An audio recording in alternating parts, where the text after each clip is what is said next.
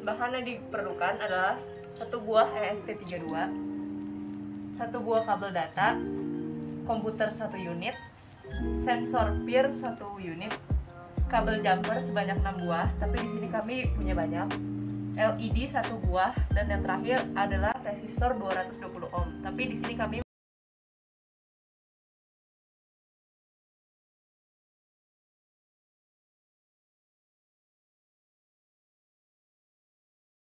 ya, jadi kita sudah menggunakan kode seperti arahan yang diberikan, dan ini sudah sesuai.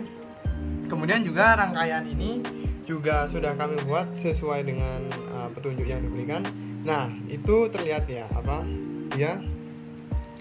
kita bisa lihat di sini. Misalnya kita kembali ke sini, kemudian buka monitornya, serial monitor, maka kita bisa lihat sekarang ini no motion detected. Tapi ketika ini digerakkan, nah lihat itu lampunya juga menyala, dan kalau ini terus digerakkan, motionnya detected. Tapi kemudian kalau misalkan kita diamkan, ini sudah dilepas, nah dia kembali ke no motion detected, dan lampunya juga mati di sini, dan baru ketika disentuh, ketika digerakkan, dia lampunya baru menyala.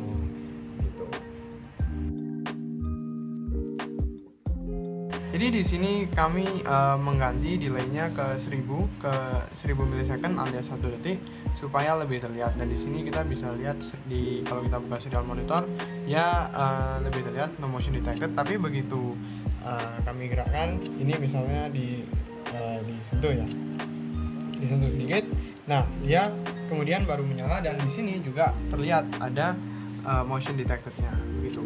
Nah, ini sudah digerakkan dan ya seperti ini. Terus kemudian jika misalkan dibiarkan lagi, maka dia akan kembali ke no motion detected.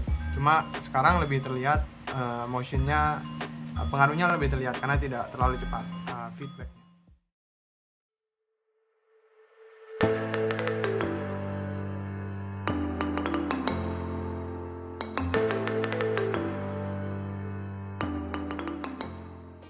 Halo, selamat siang atau sore Pak Fadil, teman-teman. Jadi perkenalkan, kami dari kelompok 1.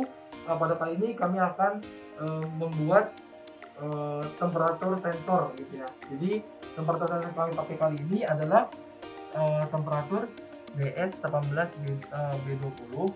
Nah, kemudian kami juga akan menggunakan breadboard sebagai alatnya. Kemudian kami menggunakan ESP32. Kemudian ada kabel data yang berfungsi untuk menyambungkan antara ESP32 dengan komputer. Kemudian ada sekitar 4 buah kabel jumper male to female. Terus ada resistor yang besarnya ini 1000 ohm.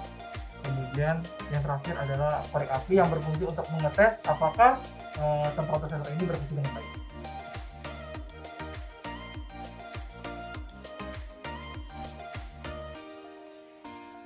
Ya, jadi kami di sini menggunakan karena ini bukan sensor temperatur yang diberikan oleh Pak Fadil, maka kami harus mencari sendiri bagaimana cara menggunakan sensor temperatur ini. Dan di sini sudah ada sumbernya, kami mencari-cari kemudian mendapatkan panduan lengkap bagaimana cara menggunakan sensor ini, bagaimana rangkaiannya harus diatur, bagaimana kodenya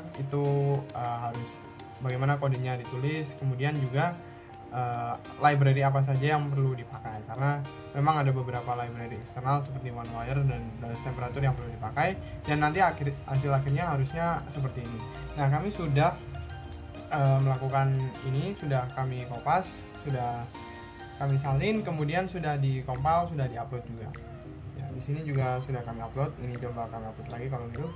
Dan hasilnya adalah setelah berhasil upload, ini sudah saya upload. Kemudian jika kita buka serial monitor, maka akan tampak di sini kami atur delay-nya sebagai 5 milisecond, berbeda dengan dari sumber yang kami dapatkan, supaya temperaturnya bisa keluar lebih cepat dan terupdate dengan lebih cepat.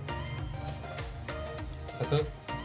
Kemudian hasilnya adalah sensor temperatur ini jelas bekerja, karena ketika kita misalkan berikan korek supaya nantinya sensor ini menjadi lebih panas, maka tampak bahwa temperaturnya di situ naik terus dia tadinya 30, dia konstan naik sampai ini mendekati 50 dan naik terus sampai ketika kami matikan koreknya.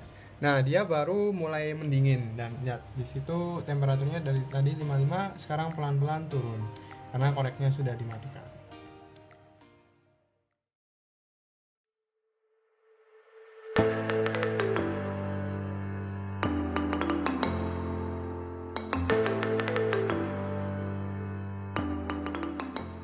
Baik, selamat sore Pak Fadil dan kawan-kawan. Saya sebagai perwakilan dari kelompok 1 pada kali ini akan mencoba sensor karbon monoksida.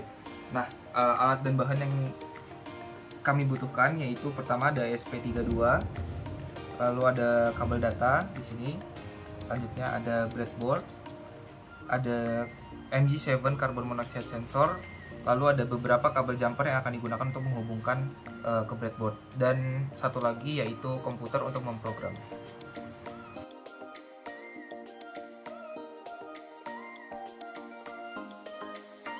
Jadi sesuai dengan video ini, video panduan menggunakan sensor MQ7 ini, kami sudah membuat programnya sesuai dengan yang diberikan oleh video, dan juga kami sudah merangkai rangkaiannya sesuai dengan yang diberikan di video. Nah, jadi di sini bisa kita lihat sensornya sekarang sudah bisa menyala, dan kalau kita buka serial plotternya itu juga kita bisa lihat di sini sudah ada garis-garisnya, sudah ada plotnya,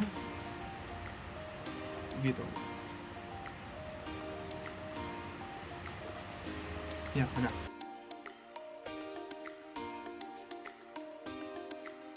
Nah, kemudian sekarang sensor ini kami run ya. Kita bisa buka di sini di serial plotternya. Bentar. Ini di reset lah. Nah, kita bisa lihat di sini di serial plotter dia sekarang ada di sini, dan sensornya sekarang tidak sedang berada di dalam asap dan lain-lainnya. Tapi kemudian ketika jadi dia di kisaran ini. Nah, tapi kemudian ketika dimasukkan ke dalam api,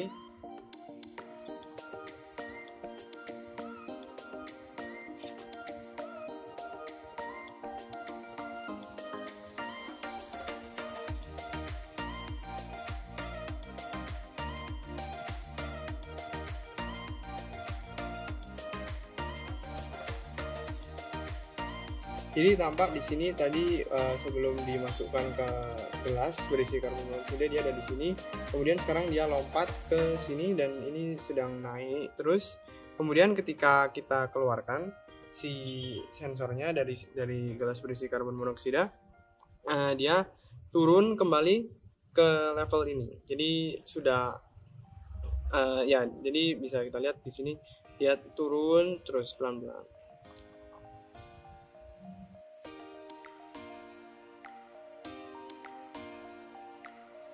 Nah, kemungkinan besar tadinya di sini itu ada masalah, mungkin sensornya ada masalah dengan sensor listriknya, dalam listriknya, sehingga mengalami sedikit salah pembacaan. Tapi kurang lebih tadi ketika dia, sehingga di sini ada spike, kemudian ketika belum dimasukkan ke karbon monoksida dia ada di sini, kemudian ketika dimasukkan dia ada di sini, begitu. Kemudian ketika dikeluarkan dia turun pelan-pelan. Nah, di sini juga tadi juga kami sempat memasukkan kembali si sensor karbon monoksidanya ke dalam gelas yang sama, gelas yang berisi karbon monoksida tadi, sehingga di sini bisa kita lihat ada sebuah spike.